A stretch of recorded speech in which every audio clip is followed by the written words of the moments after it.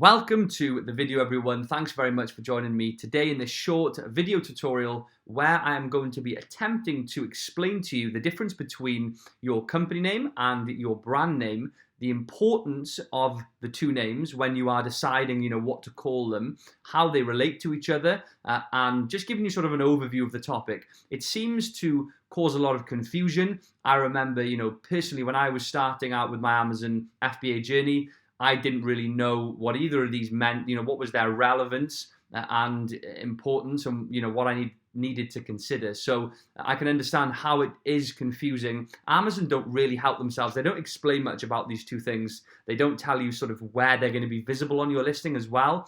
But I'm hoping to clarify that today. So when you set up an Amazon seller account, you have the option of setting up a limited company, right? So if you want to set up a limited company, Amazon will then ask you, have you got one? And you would fill in your company name. Now, I wanted to advise you firstly, when we're on the topic of company names, to ensure that you keep that company name generic. And what I mean by generic is keep it very sort of vague. It doesn't need to be specific to the type of product that you're thinking of selling. And let me give you an example. I trust the iPhone cable. I love an iPhone cable example. This trusty iPhone cable, if I knew I was going to sell iPhone cables, right, let's assume that you've got an idea of the product that you want to sell. I wouldn't call my company name iPhone Cable Direct, right? I wouldn't call it iPhone Cable Direct. So why do you think that is? Well, that is a very specific name. Now, let's say I called my company iPhone Cables Direct, I launched my iPhone cables, and in 3 months I thought, I want to launch a power bank, right? Because it fits with my products, it fits in with the theme of the products that I'm selling, the category. So I'm going to launch a battery pack. Now, I suddenly think to myself, oh wow, actually my company name is called, Cables Direct, or iPhone Cables Direct.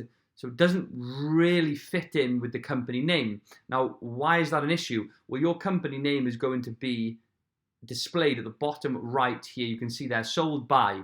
So this isn't the end of the world, right? But it's worth getting it right if you're going to do it. So by creating that very specific company name, iPhone Cables Direct, that particular person has limited themselves to the type of products that they're going to sell.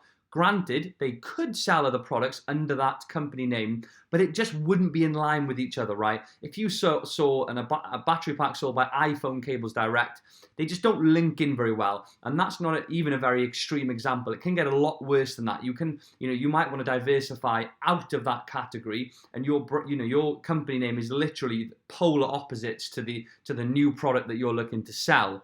So, for example, if we call it iPhone Cables Direct, and then you wanted to launch, a baby thermometer, you saw this opportunity and you thought, wow, I'm going to do this. Wait a minute, it doesn't make any sense. You would never buy a baby thermometer from a company called iPhone Cables Direct.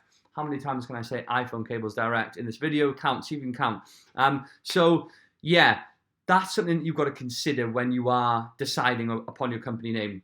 You want to be able to diversify down the line, right? When you're adding products to your portfolio, you want to be able to create different brand names under the one company name.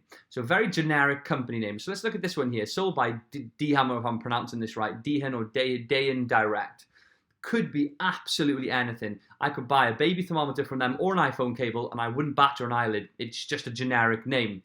Now, the beauty of the company name is once that's fixed, underneath the company name, look at it as sort of like a hierarchy, a web, you can have multiple brand names. Now, the brand name is displayed here, MaxTech. So we can see here, MaxTech is the brand name. So you can have 4 listings, all with the same company name, but with 4 different brand names if you had 4 different products that needed separate brand names. Now, you might stick to one theme. You might stick with MaxTech and have 4 products that are all within that, very specific niche, but you might not. So it's just important not to limit yourself, right, when you're getting started. Why would you want to limit yourself to a certain category when you don't need to? So keep the company name generic, the brand name specific. Now, we want to keep the brand name very specific to the product that you're selling because it's displayed right underneath your title. So if those two conflict, it just causes unnecessary confusion for the customer, which you just don't need.